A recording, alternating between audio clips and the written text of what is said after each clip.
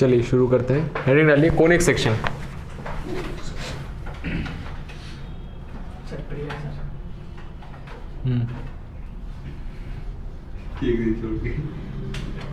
कल नहीं हुआ था? कल ही थी, हमने करी, तुम लेट आए सामने। चलिए प्रेयर कर लेते हैं। हैं? हाँ साथ में। ओम अज्ञानतिमिरन्धस्य ज्ञानाञ्जनशलाकया चक्षुरुन्मिलितं येन तस्मै श्रीगुरुवे नमः। जय श्री कृष्ण चैतन्य प्रभु नित्यानंद श्री अद्वैत गदाधर श्रीवासादि गौर भक्तवृंद। हरे कृष्णा कृष्ण कृष्ण हरे हरे, हरे राम राम राम हरे हरे। हरे कृष्णा कृष्ण कृष्ण हरे हरे, हरे राम राम राम हरे हरे। हरे कृष्णा कृष्ण कृष्ण हरे हरे, हरे राम राम राम हरे हरे। चलिए तो स्टार्ट करते हैं कोनिक सेक्शन। तो सबसे पहले लिखिए कोनिक क्या होता है।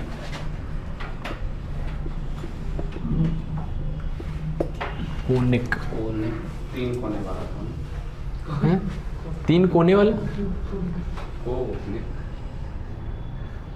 लग रहा है ना, बढ़ पढ़ चुके हो ना? नहीं, जिसमें से निकल है। लिखिए locus of point, locus of point which moves in a plane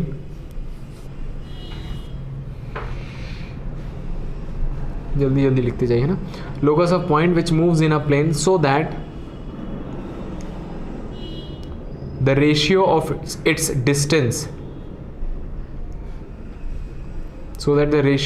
distance from a fixed point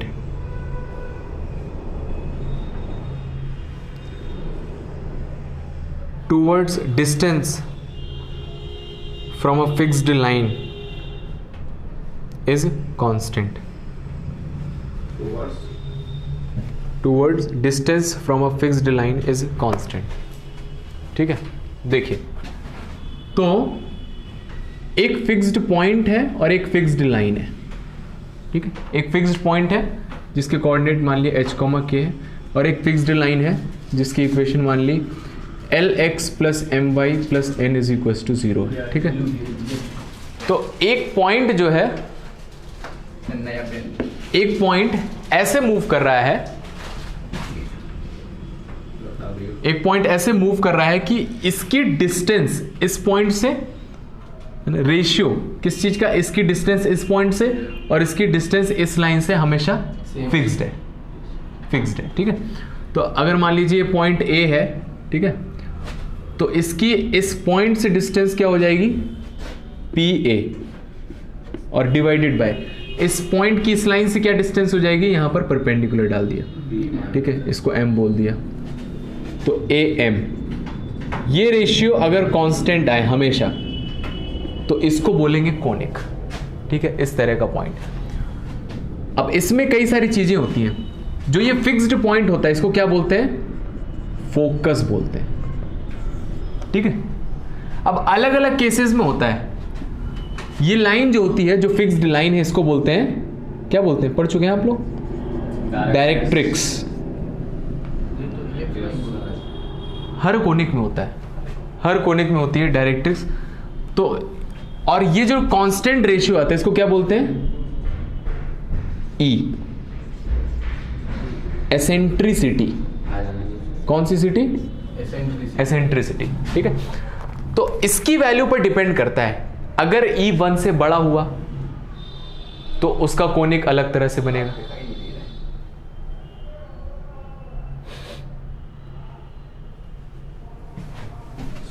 पता चलिए नहीं, मैं सोच रहा था क्या करूं।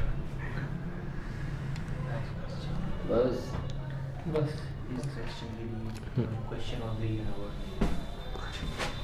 अब दिख रहा हूं? हाँ, तो इसकी वैल्यू पर डिपेंड करता है, अलग अलग वैल्यूज पर। अगर ये 1 से बड़ा हुआ तो एक तरह का एलिप्स आएगा, अगर ये 1 के बराबर हुआ तो दूसरी तरह का एलिप्स आएगा, ये 1 से कम हुआ तो तीसरी तरह का एलिप्स आएगा। ठीक है। तो इसकी वैल्यू डिसाइड करती है कि किस तरह का एलिप्स नहीं, किस तरह का कोनिक सेक्शन बनेगा, है ना। अगर ये E1 से बड़ा हुआ तो हो सकता है पैराबोला, हाइपरबोला बन जाए, है ना, एलिप्स बन जाए, ठीक है। अगर ये 1 के बराबर हो गया तो पैराबोला बन जाएगा, अगर ये 1 से छोटा हो गया तो हाइपरबोला बन जाएगा। तो इसकी वैल्यू डिसाइड करेगी कि कैसा एलिप्स बनेगा, कैसा कोनिक सेक्शन बनेगा, ठीक है। तो इस चीज़ को नोट कर लीजिए, यहाँ पर फोकस लिख लीजिए, इसको डायरेक्ट्रिक्स लिख लीजिए।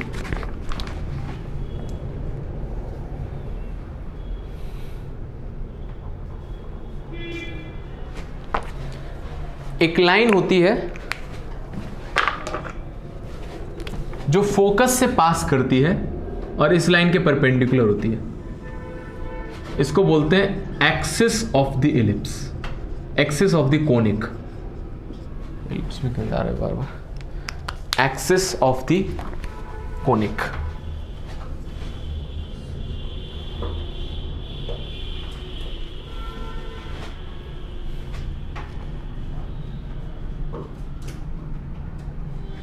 ठीक है, और नीचे लास्ट में लिख लीजिए, चलो इसकी जरूरत नहीं है, ठीक है। अगली हेडिंग डालिए, general equation of conic, general equation of conic.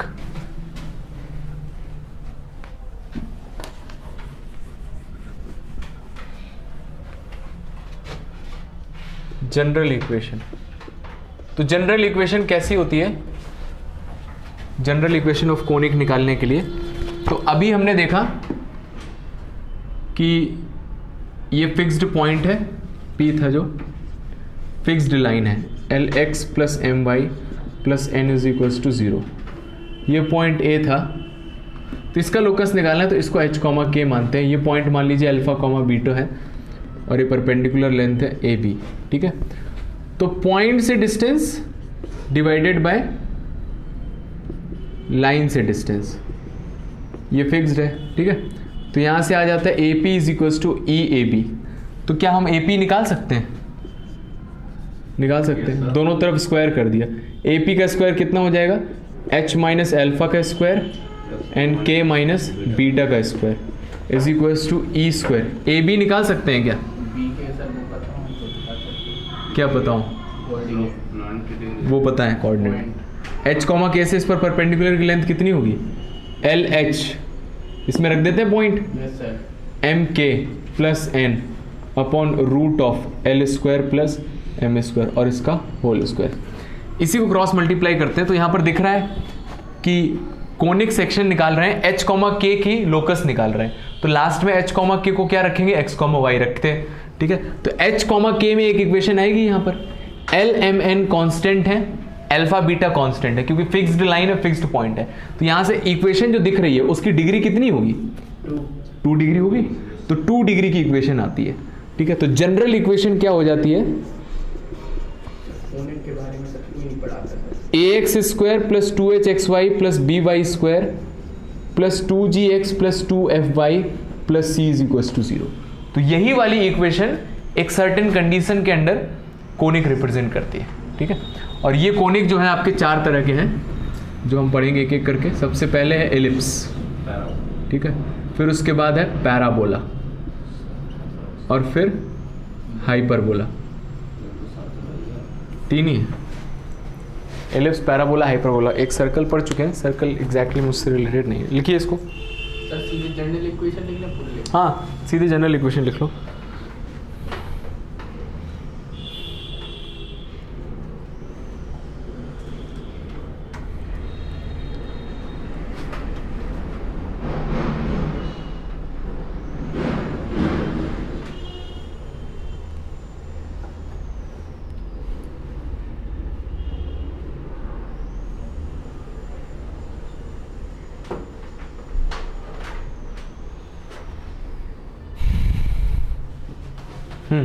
ठीक है, सुनिएगा अब ध्यान से।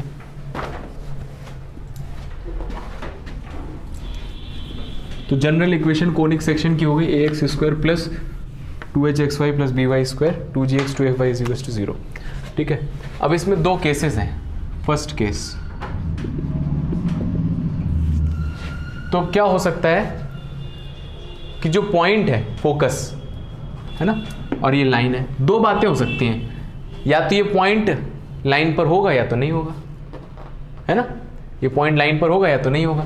तो पहला केस, अगर ये पॉइंट इस लाइन पर है, मतलब इफ फोकस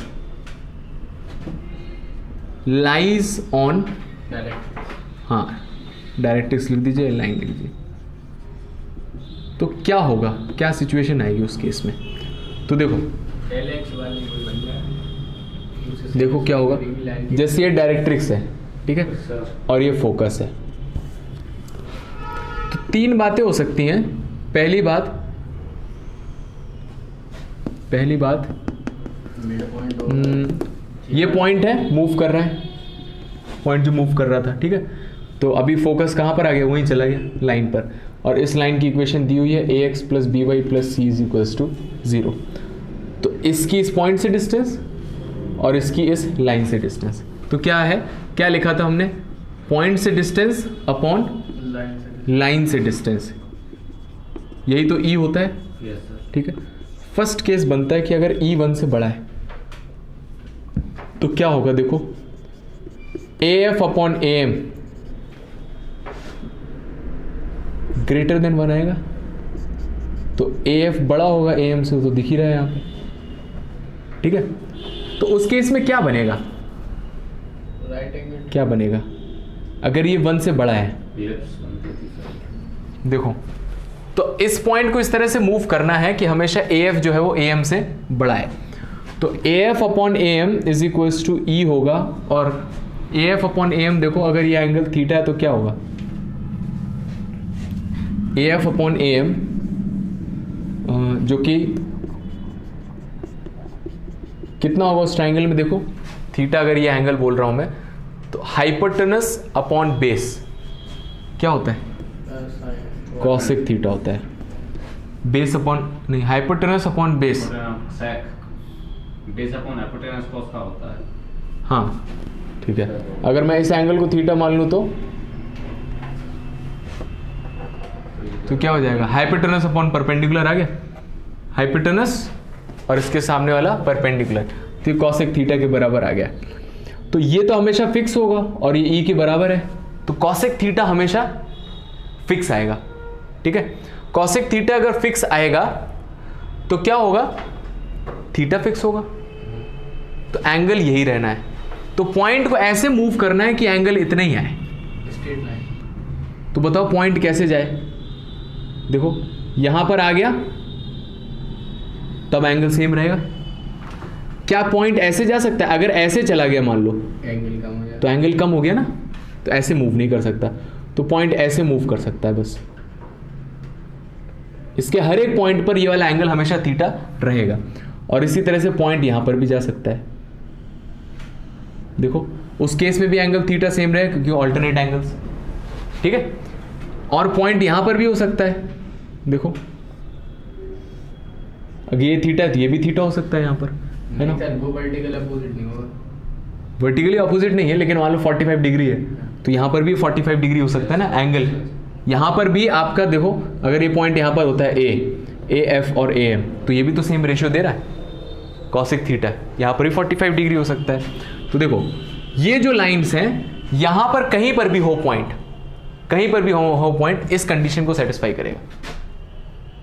कैसे सेटिस्फाई करेगा, देखो अगर मान लो यहां पर हुआ तो इसकी पॉइंट से डिस्टेंस और लाइन से डिस्टेंस, ये चारों एंगल थीटा हो सकते हैं। मान लो 30 डिग्री हुआ तो 30 डिग्री इधर से भी पॉसिबल है, इधर से भी पॉसिबल है, यहां पर भी पॉसिबल है, यहां पर भी पॉसिबल है। ऐसा नहीं बोल रहा हूं कि ये वाला एंगल इस एंगल के बराबर है, ऐसा नहीं बोल रहा हूं मैं, ठीक है। मैं ऐसा बोल रहा हूं कि ऐसा हो सकता है, ये 30 तो ये भी 30 हो सकता है, ये भी 30 हो सकता है और ये भी 30 हो सकता है।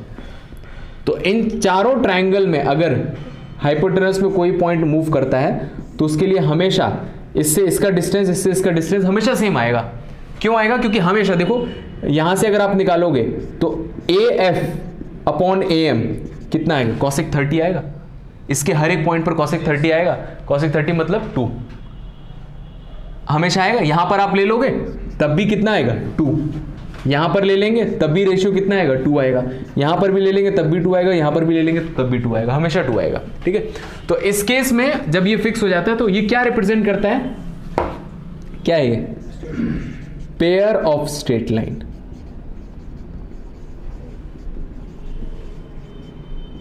Passing from focus.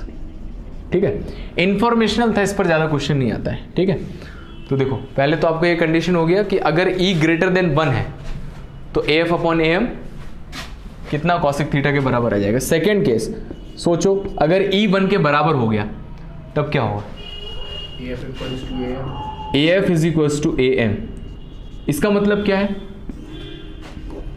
इसका मतलब ये है बराबर है कि पॉइंट A है, फोकस की और लाइन की दोनों की डिस्टेंस सेम है।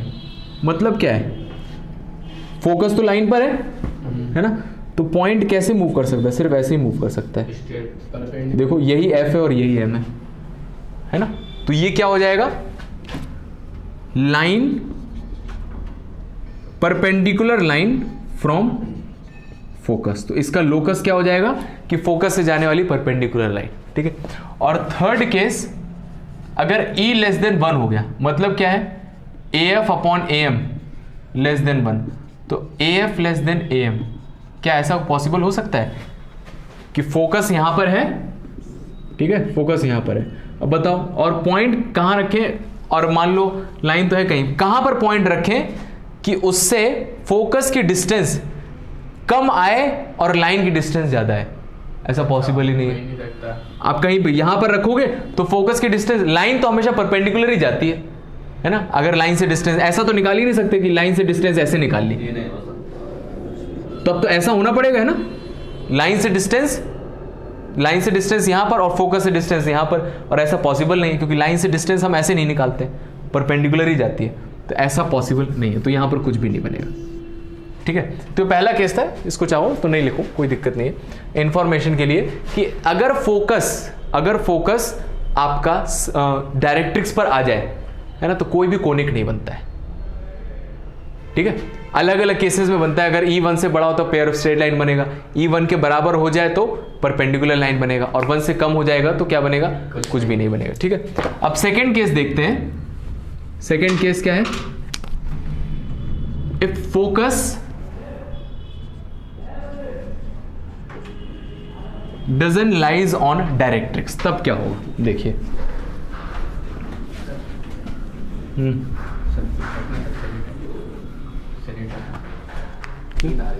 तो क्या करोगे सर, आँख पे, हाथ पे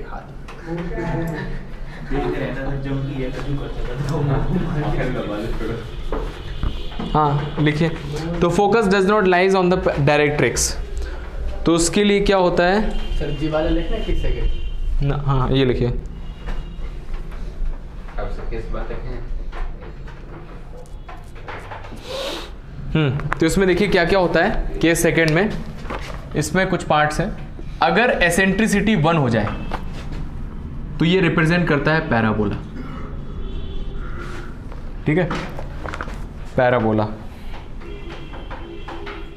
सर बिना केस के हेडिंग डाल दे रहा है, if focus does not lie on directrix. Parabola represent करता है। बी पॉइंट है, अगर जो एसेंट्रिसिटी है 0 से बड़ी तो होएगी, 1 से कम हो जाए, 1 से कम हो जाए तो ये एलिप्स रिप्रेजेंट करता है। ठीक है, इसके अंदर भी और कुछ लिखना है, वो अभी बताऊंगा, रुक जाइए। अगर जो एसेंट्रिसिटी है ये 1 से ज़्यादा हो जाए तो ये क्या रिप्रेजेंट करता है, हाइपरबोला। तो ये इंफॉर्मेशन पता होना चाहिए। ठीक है, तो देखिए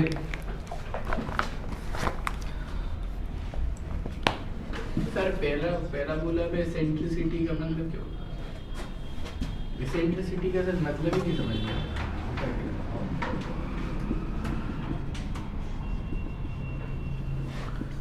इस ट्रायंगल में अगर ये एंगल थीटा है, ये एक्स वाई जेड है, तो एक्स अपॉन जेड क्या होगा, तो क्या होगा थीटा के टर्म्स में, tan थीटा होगा। तो क्या रिप्रेजेंट कर रहा है एक्स अपॉन जेड, एक क्वांटिटी रिप्रेजेंट कर रहा है tan थीटा। तो उसी तरह से जो आपका मूविंग पॉइंट है उसकी पॉइंट से डिस्टेंस और लाइन से डिस्टेंस उसके रेशियो को एसेंट्रिसिटी बोल देते हैं बस। जैसे इसके रेशियो को tan थीटा बोलते हैं। तो सर एसेंट्रिसिटी सर जैसे m को slope m is equal to tan theta होता है, क्यों होता है? हाँ, तो ये भी एक फॉर्मूला जैसा है ना। उसके रेशियो को नाम दे दिया गया एसेंट्रिसिटी। ऐसे बहुत सारे रेशियोज के नाम होते हैं ना। बस करो, खड़े हो जाओ, अगर नींद आ रही खड़े हो जाओ। हाँ देखिए, तो इसमें क्या होता है, और भी कुछ कंडीशंस होती हैं। देखो ये वाली चीज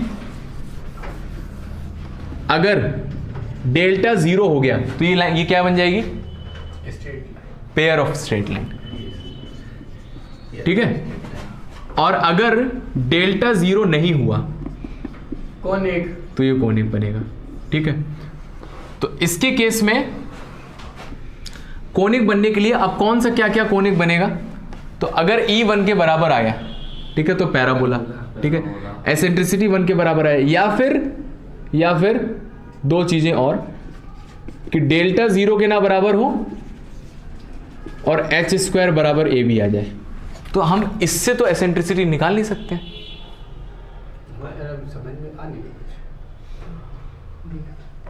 सीरियस आया सुन, है ना। एसेंट्रिसिटी कैसे निकालेंगे?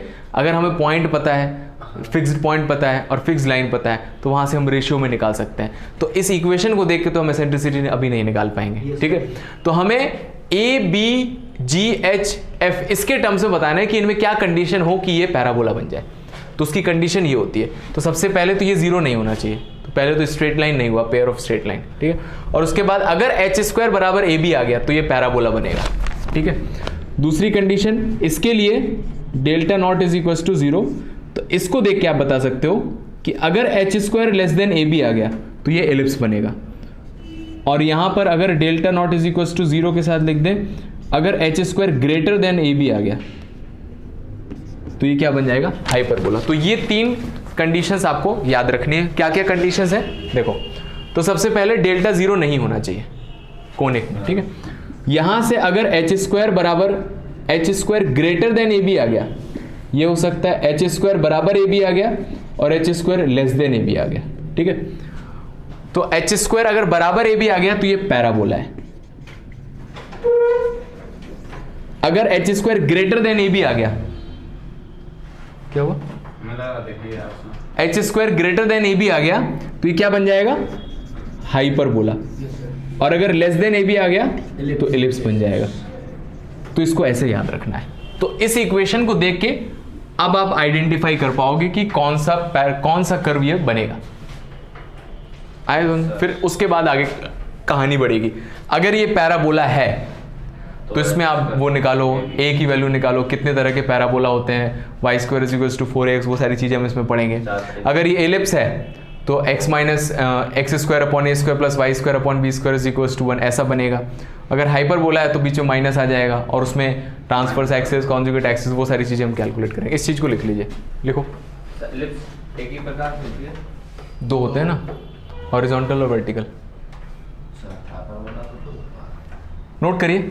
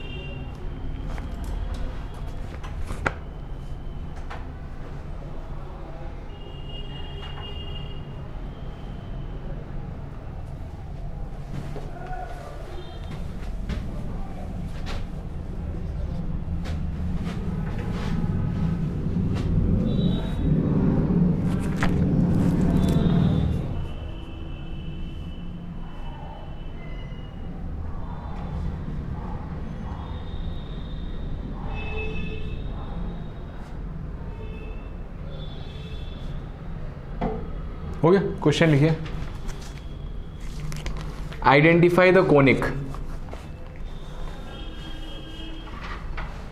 लिखो identify the conic of point, identify the conic of point, नहीं पॉइंट ना, identify the conic where locus of point, identify the conic where locus of पॉइंट which moves such that the ratio of, identify the conic where locus of point which moves such that the ratio of its distance from 1, 2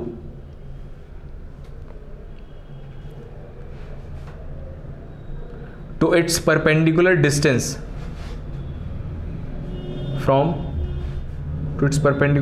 from 4x minus 3y plus 2 is equals to 0. 4x minus 3y plus 2 is equals to 0 is root 3. 4x minus 3y plus 2 is equals to 0 is root 3. ठीक है, तो देखो क्या दिया हुआ है कि point ऐसे मूव कर रहा है जिसकी फिक्स्ड पॉइंट क्या है, फिक्स पॉइंट 1, 2 से डिस्टेंस, और लाइन से डिस्टेंस का रेशियो कितना है, रूट 3 है। तो अब बताना है कि कौन सा कोनिक होगा। तो सबसे पहले क्या चेक करेंगे कि कौन सा केस है। सबसे पहले चेक करेंगे कौन सा केस है। एसेंट्रिसिटी तो दी हुई है रूट 3, वही होता है एसेंट्रिसिटी। सबसे पहले चेक करेंगे जो पॉइंट है वो लाइन पर है कि नहीं है। तो बताओ, चेक करो लाइन पर है कि नहीं। 1, 2 चेक करके देखो उसमें रख के। 0 तो ये हो गया पैराबोला है। पहले ही बताइए पॉइंट लाइन पर है कि नहीं है। है तो फिर तो क्या होगा, यहाँ आए नहीं, यहाँ नहीं पहुंचे हम, इसके पहले वाला केस बन गया। तो पॉइंट लाइन पर है, ठीक है। तो फोकस अगर लाइन पर है, एसेंट्रिसिटी 1 से ज्यादा आ गई तो क्या बनता है, पेयर ऑफ स्ट्रेट लाइन। पता चलिए सर फोकस लाइन पे है सर, रख के देखो उसमें। यस सर, आई बात समझ में, है ना। फोकस लाइन पर है,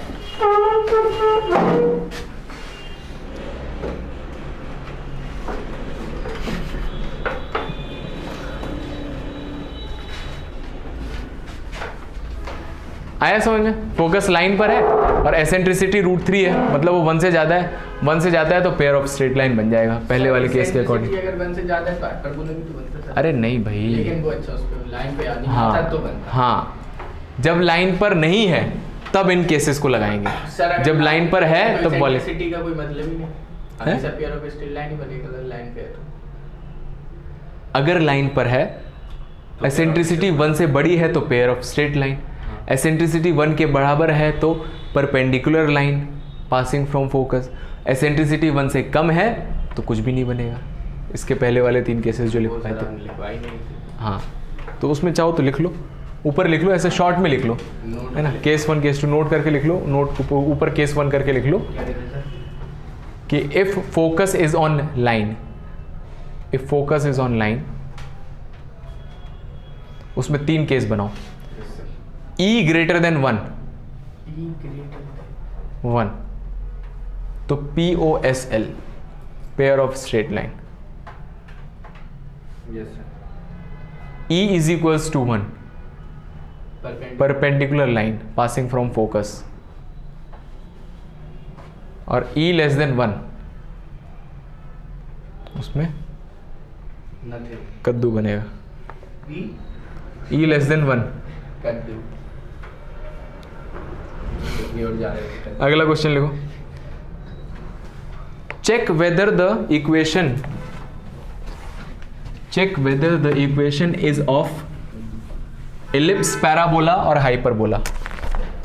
check whether the equation is of ellipse, parabola or hyperbola.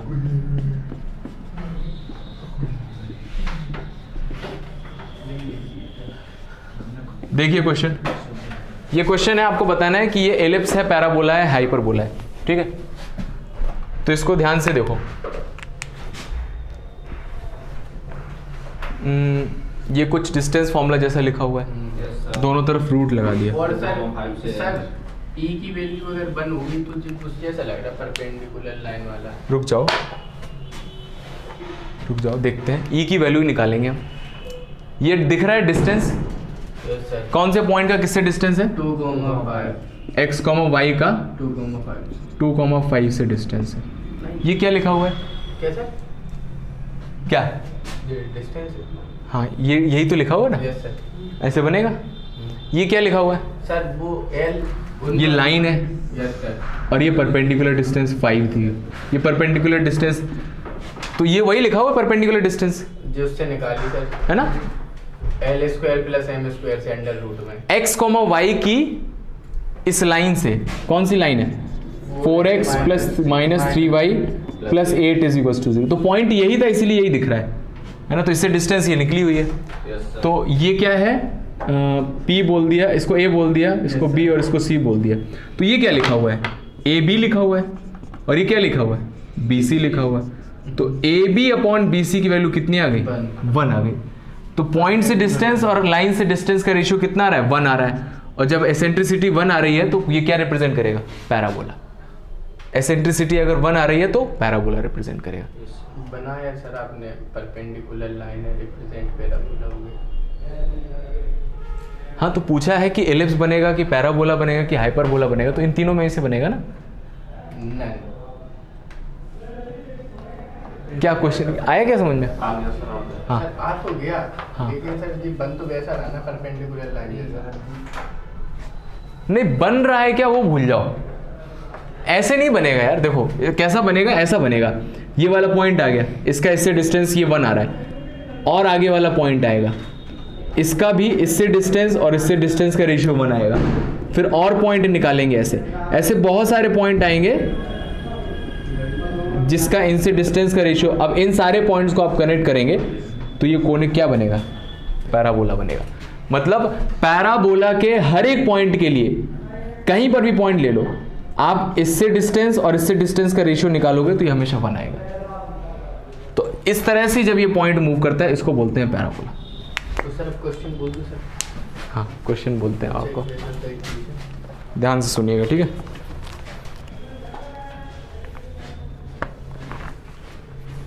दूसरा तो इस पर पूछा जाए कि वो फिक्स्ड पॉइंट कौन सा है, तो वो 2,5 और डायरेक्ट्रिक्स क्या है?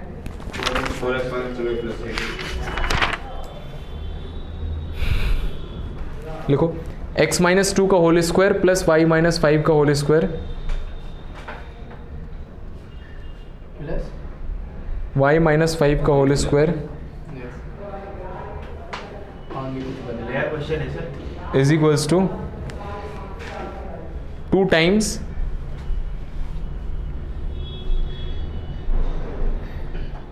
(4x - 3y hyperbola + 7 divided by 5 का होल स्क्वायर +7 ही +8 कर लेना। होल स्क्वायर किसका है? 4x - 3y + 8/5 का होल स्क्वायर। अब 2 से इसमें बाहर और मल्टीप्लाइड हो गया इसी चीज़ में। तो अब रेशियो कितना आ जाएगा? ना, यहाँ 2 आ गया ना। तो अब सर AB = 2BC आ गया। अब दोनों तरफ रूट लगाएंगे, आ गया तो हाइपरबोला। दोनों तरफ रूट लगाएंगे। तो यहाँ पर कितना आ गया? ये क्या लिखा है? AB, और उसका √2 बाहर करेंगे, और अंदर क्या लिखा होगा? BC। तो इसका रेशियो कितना आ गया? √2। एसेंट्रिसिटी कितनी आ गई? √2। और एसेंट्रिसिटी √2 है अगर, नहीं हाइपरबोला √2 कितना होता है? 1.414। 1 से बड़ा है हाँ तो हाइपरबोला बनेगा। सीधी सी बात देखनी है आपको, है ना? एसेंट्रिसिटी निकालनी है। ऐसे क्वेश्चन आ जाए तो सर पहली बार नहीं कर पाए, जो हमने पढ़ाई नहीं। यहीं से तो शुरुआत होती है कोनिक सेक्शन की। वो नहीं सर, उनके लिए सर्कल से, सर्कल एलिप्स मेन पढ़ा दिया। चलो ठीक है, आगे हेडिंग डालिए। अब हम स्टार्ट करते हैं पैरा। सर तो लिख तो ले वही वाला क्वेश्चन है। समझ में नहीं आ रहा तो भी सर क्वेश्चन कर लिया ना, वो लिख लिया बस। अगली हेडिंग हम स्टार्ट करेंगे हम पैराबोला। अब सर एक सेकंड, पैराबोला ना हेडिंग डाल लिया पैराबोला।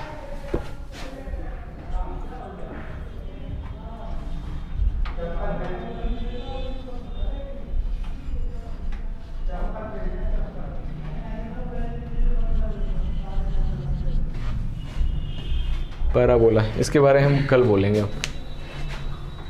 पैराबोला आप थैंक यू वेरी मच।